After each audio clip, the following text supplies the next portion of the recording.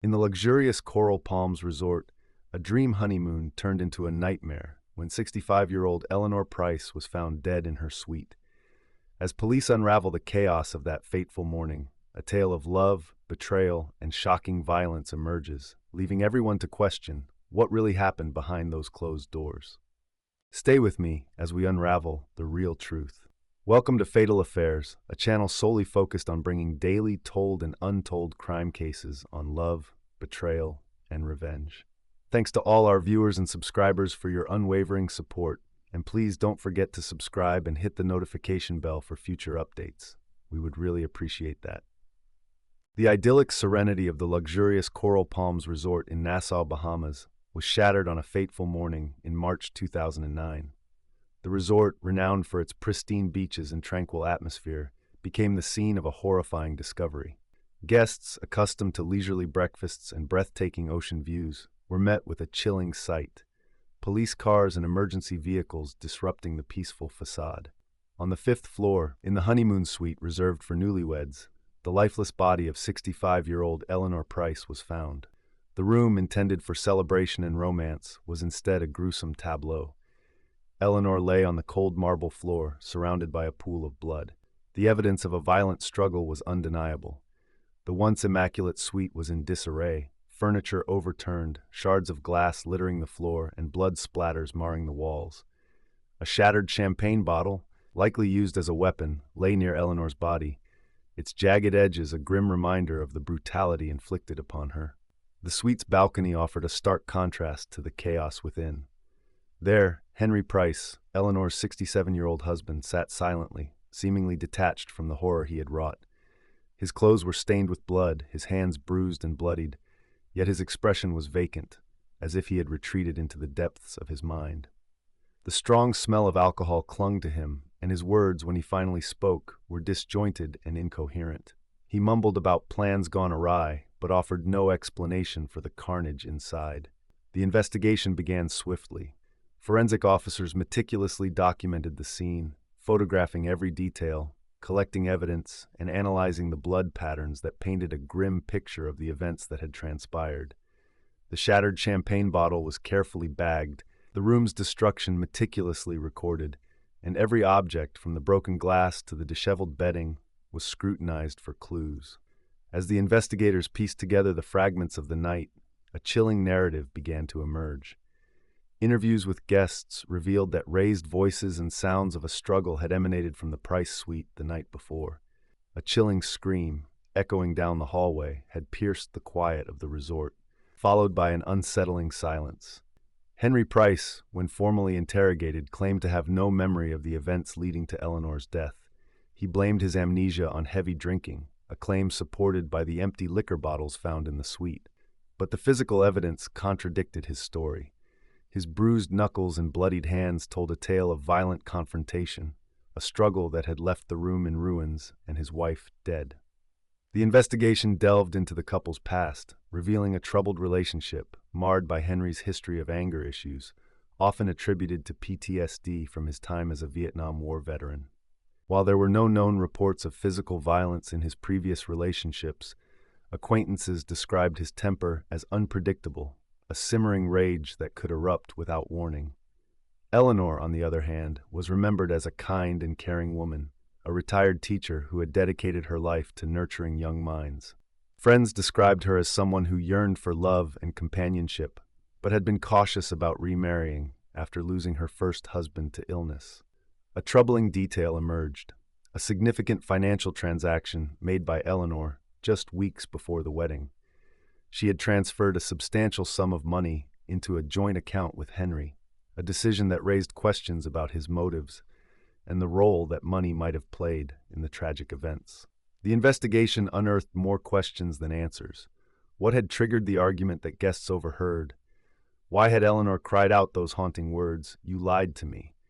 And most importantly, what role had Henry's past and the couple's fragile trust played in the tragedy that unfolded in their honeymoon suite? By March 20th, 2009, the evidence was overwhelming. Henry Price was charged with murder. What had begun as a romantic honeymoon in paradise had devolved into a shocking tale of betrayal, violence, and loss. The chilling details revealed a heartbreaking picture of a marriage that had ended in unspeakable tragedy. 6 months prior to the tragedy in the Bahamas, life offered a second chance to Eleanor Price, a 65-year-old retired teacher from Savannah, Georgia. A woman of warmth and resilience, she had dedicated her life to shaping young minds and caring for her ailing husband, who had succumbed to cancer after a long and arduous battle. Though outwardly composed, Eleanor had quietly wrestled with loneliness since his passing, yearning for the companionship and love she had once known. This yearning eventually led her to a veterans fundraising event in Atlanta, Georgia, in late September 2008. The grand ballroom, adorned with American flags and military memorabilia, set the stage for a fateful encounter. Amidst the crowd, Eleanor met Henry Price.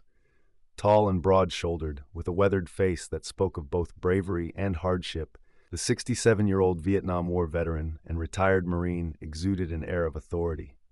His combat stories, shared with a mix of pride and melancholy, captivated the attendees, and Eleanor felt a spark of excitement she hadn't experienced in years. Their initial conversation blossomed into a whirlwind romance. Henry showered Eleanor with attention and charm, praising her kindness, admiring her strength, and making her feel truly seen for the first time since her husband's death. Within weeks, Henry was visiting Eleanor in Savannah, bringing flowers and sharing evenings filled with laughter and shared dreams. Eleanor's friends and family noticed a change in her. She seemed more animated, more optimistic about the future. It appeared as though Henry had filled a void in her life, offering her a renewed sense of hope. However, as their relationship deepened, subtle warning signs began to surface. Henry spoke little of his life before meeting Eleanor, aside from his military service. He had no close friends or family to introduce her to. When Eleanor inquired about his past relationships, he became evasive, often changing the subject or deflecting her questions with jokes. These evasions unsettled Eleanor, but she chose to dismiss them, convincing herself that his reluctance to share was a consequence of his wartime experiences. In December 2008, just 3 months after their initial meeting, Henry proposed. Though surprised by the speed of the proposal, Eleanor accepted. She confided in her younger sister, Margaret, that she felt as if fate had brought Henry into her life, a second chance at love. Margaret, ever protective of her sister, was less convinced. She had noticed Henry's volatile temperament during a family gathering when he reacted angrily to an innocent joke. Eleanor, however, brushed aside her sister's concerns, attributing Henry's reaction to the emotional scars of war. As the wedding date approached, Eleanor began to notice cracks in the idealized image she had constructed of Henry. In mid-January 2009, while helping him pack for his move to Savannah, she stumbled upon a series of emails on an old laptop he had left open. The messages, exchanged between Henry and a younger woman named Angela, were flirtatious and intimate, hinting at a past relationship that made Eleanor feel physically ill. Though the emails predated their meeting, she couldn't shake the feeling of betrayal. That night, she confronted Henry, seeking an honest explanation. He dismissed her concerns, insisting that Angela was a mistake from his past, a relationship that had ended long before he met Eleanor. He assured her of his complete commitment to their future together. Henry's words sounded sincere, but Eleanor's doubts lingered. She confided in her best friend, Maria, admitting that while she loved Henry, she was beginning to question how well she truly knew him. Maria, ever pragmatic, advised her to proceed with caution. But Eleanor, torn between her heart and her instincts, chose to press on, hoping her fears were unfounded. In early February 2009, another troubling revelation surfaced. Henry asked Eleanor to co-sign a loan, claiming he needed to settle lingering debts from his post-military life. He presented it as a necessary step to begin their life together free of financial burdens. Though hesitant, Eleanor eventually agreed. Her late husband's careful financial planning had left her secure, and she wanted to support Henry. She signed the documents, transferring a significant portion of her savings into a joint account they opened together. Henry expressed his gratitude profusely, promising unwavering devotion in return. However, Eleanor's friends noticed a change in her demeanor after this financial arrangement. She seemed more reserved, as if burdened by an invisible weight. Maria later recalled that Eleanor had voiced concerns about Henry's spending habits, which were far more reckless than she had anticipated.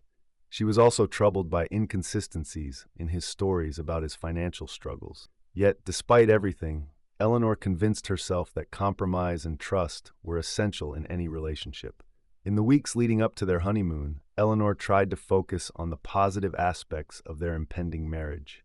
She immersed herself in planning their trip to the Bahamas, choosing the Coral Palms Resort for its reputation as a romantic getaway. She even told Margaret, during a phone call just days before the wedding, that this trip would be their chance to reconnect, to rediscover the spark that had initially drawn them together. Beneath her optimism, however, an undercurrent of doubt persisted. The flirtatious emails, Henry's secrecy about his past, and her unease over their financial dealings gnawed at the edges of her happiness. As she packed for the honeymoon, Eleanor included her leather-bound journal, a decades-long habit, intending to use quiet moments on the island for reflection and clarity. Little did she know that the ignored warning signs, the unsettling feelings, and the lingering suspicions would soon erupt into a storm of betrayal and violence that would irrevocably shatter her world. The night of March 6, 2009, began like any other romantic evening at the Coral Palms Resort. The warm air, the gentle ocean breeze, and the soft hum of laughter and music from the resort's open-air restaurant created an atmosphere of idyllic tranquility. Eleanor and Henry had reserved a table near the water, a spot considered ideal for enjoying the moonlit sea. Eleanor, dressed in a light floral dress, radiated a quiet elegance, though her friends would later note a subtle shift in her usual vivacity in the days leading up to the trip. Henry, wearing a crisp linen shirt, sat across from her. His broad shoulders seemed tense, and his eyes avoided hers. The tension between them was subtle at first. The waiter, who had served countless honeymooning couples that week, noticed they weren't engaging in the usual playful banter of newlyweds. Eleanor seemed withdrawn, occasionally staring at her plate, while Henry remained focused on his drink. Other diners later commented on the unusual quiet at their table, a silence that spoke volumes. Midway through dinner, the underlying tension surfaced, drawing the attention of nearby diners. Though the exact words exchanged were inaudible, Eleanor's expressive gestures and Henry's sharp, controlled responses made it clear that an argument had erupted. The waiter, approaching to refill their water glasses, later recalled the look of pain on Eleanor's face as she leaned forward, her voice trembling. Whatever she said seemed to ignite a spark in Henry, who visibly tensed, his jaw tightening. Moments later, Eleanor abruptly stood, her chair scraping loudly against the stone floor, and stormed out of the restaurant. Henry remained seated for a moment, staring at his drink before eventually rising and heading to the bar. Her sudden departure did not go unnoticed. Eleanor walked quickly through the dimly lit resort pathways, her hands clenched at her sides. A guest lounging near the pool saw her sit alone on a bench, her face buried in her hands. He considered approaching her, but ultimately decided against it, assuming she desired privacy. Eleanor eventually returned to the suite after midnight, her figure captured by security cameras as she walked through the hallways, her steps unsteady, her head lowered, clutching her purse tightly against her body, as if shielding herself from the world. Meanwhile, Henry had spent over an hour at the bar, drinking heavily. The staff noted his rapid consumption of whiskey, his demeanor shifting from silent brooding to visible frustration, muttering to himself as he stared into his glass. The bartender, concerned about his state, offered to call someone for him, but Henry declined. What transpired inside the suite after Henry returned remains a matter of reconstruction, pieced together from evidence and witness accounts. Security cameras captured Henry returning to the suite. His pace, initially slow, quickened as he neared their room. He paused outside the door, pacing back and forth for several minutes, his body language betraying agitation. He ran his hands through his hair, clenching and unclenching his fists. What happened inside the suite after Henry entered remains shrouded in the fragments of evidence and witness testimonies. Guests in adjacent rooms described muffled voices escalating into a heated argument. Eleanor's voice, initially calm but tense, became desperate, as if she were cornered and pleading. Henry's voice, lower and more forceful, overpowered hers. Around 2:30 a.m., the voices were punctuated by the thud of something heavy hitting the wall, followed by loud crashes that shook the quiet hallway. At least one neighbor considered calling security but hesitated, assuming it was a lover's quarrel. The noise briefly subsided before a piercing scream shattered the silence. The sound was sharp, gut-wrenching, unmistakable. One guest later described it as the kind of scream that made your blood run cold. Moments later, an eerie silence settled over the corridor. The next part of the timeline was revealed through forensic analysis and the state of the room itself. Eleanor had fought back, as evidenced by the defensive wounds on her hands and arms. The struggle had raged across the suite, with overturned furniture and shattered glass marking the path of their desperate confrontation. The champagne bottle, intended as a celebratory gesture, had been weaponized, likely during the altercation. Blood spatter patterns on the walls and floor suggested that Eleanor had fallen multiple times, attempting to rise before being struck again. The suite, once a pristine haven, had become a scene of chaos and violence. Security cameras showed no one else entering or leaving the room after Henry's return. By the time resort staff discovered Eleanor's lifeless body on the morning of March 7th, it was clear that the events of the night had spiraled tragically out of control. Henry, found on the balcony, had bloodied knuckles consistent with a physical assault. His dazed state and the strong odor of alcohol suggested he had been drinking heavily both before and after the incident. When questioned by police, his responses were fragmented and evasive. He admitted to arguing with Eleanor but claimed no memory of what happened afterward. Investigators theorized that the night's events had been fueled by a volatile mix of Henry's insecurities, Eleanor's confrontation of his deceit, his financial desperation, and the alcohol that had stripped away any restraint he might have had. The emotional weight of the evening, compounded by the couple's turbulent history, had reached its breaking point, leaving Eleanor as the final victim of Henry's rage and deception. As dawn broke over the Coral Palms resort, the honeymoon suite had become a crime scene. What had begun as a romantic getaway had unraveled into a devastating story of betrayal and violence. The memories of that night would linger long after the investigators had left, haunting those who had witnessed the unraveling of a love story that ended in unimaginable tragedy. The trial of Henry Price began on December 14, 2009, 3 grueling weeks of harrowing testimony that transformed the courtroom into a microcosm of pain, morbid curiosity, and righteous outrage. Reporters filled the gallery, eager for each shocking detail, while onlookers, drawn by morbid fascination, strained to catch a glimpse of the man accused of such a heinous crime. Eleanor's family, their faces etched with unbearable grief, sat in the front row, the weight of their loss a palpable presence in the room. Each day of the trial was an emotional ordeal, as the jury listened to chilling accounts of the crime, reviewed disturbing evidence, and heard heartbreaking stories of Eleanor's vibrant life, a life tragically cut short. When the jury finally returned with their verdict, the tension in the courtroom was suffocating. Every eye was fixed on the jury foreman as he stood to deliver the judgment. "Guilty of second-degree murder," he announced, the words reverberating through the silent courtroom.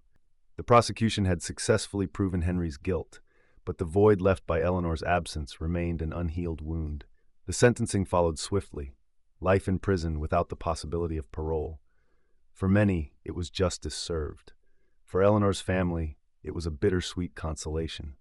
Justice had been done, but no verdict could bring Eleanor back.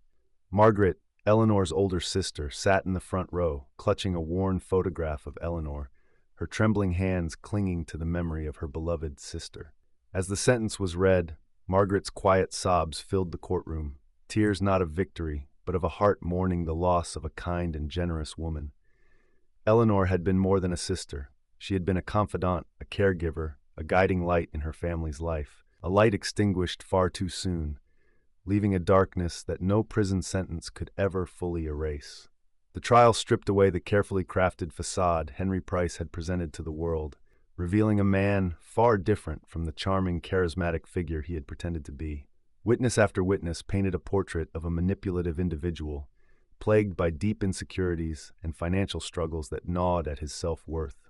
They depicted a man who had allowed his desperation to fester into deceit and violence.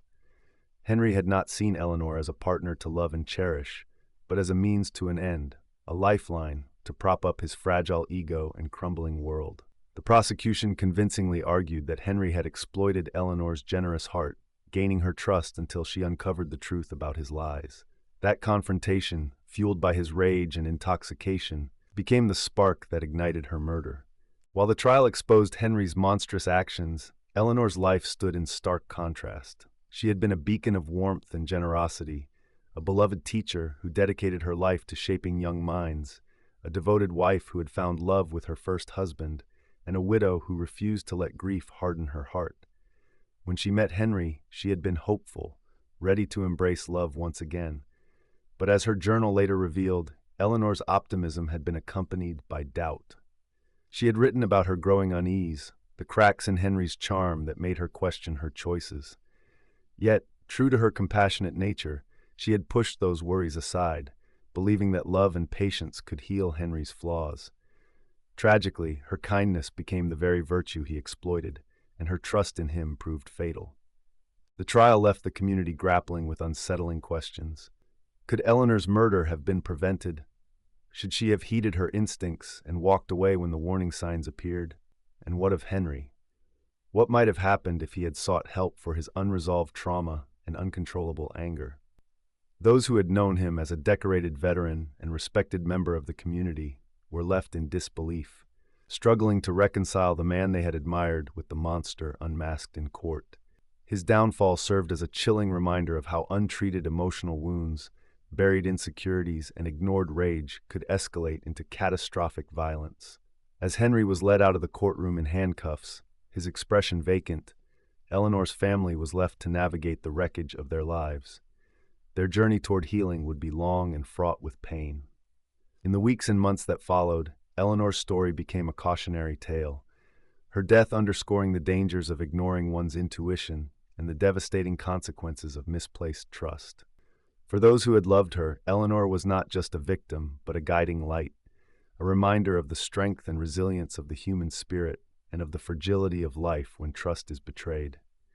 Despite their grief, Eleanor's family vowed to keep her memory alive, not as a symbol of tragedy, but as a testament to a life lived with love, generosity, and courage, a legacy that Henry Price could never erase. The echoes of Eleanor's loss reverberated through the community, a constant reminder of the darkness that could lurk beneath the surface of seemingly ordinary lives. Her story became a whispered warning, a somber reflection on the complexities of human relationships and the devastating consequences of unchecked emotions. The void she left behind was a palpable absence, a space that could never be filled. Yet, amidst the grief, there were whispers of remembrance, stories shared of Eleanor's kindness, her unwavering spirit, and the positive impact she had on so many lives. These whispers, though tinged with sadness, served as a beacon of hope, a testament to the enduring power of love and the enduring legacy of a life well lived. Eleanor's story became a part of the community's collective memory, a reminder to cherish the ones we love, to trust our instincts, and to always remember the light that even the darkest shadows cannot completely extinguish. We invite you to share your thoughts in the comments section below. And if you found this story insightful, please subscribe and leave us a like. We would really appreciate that.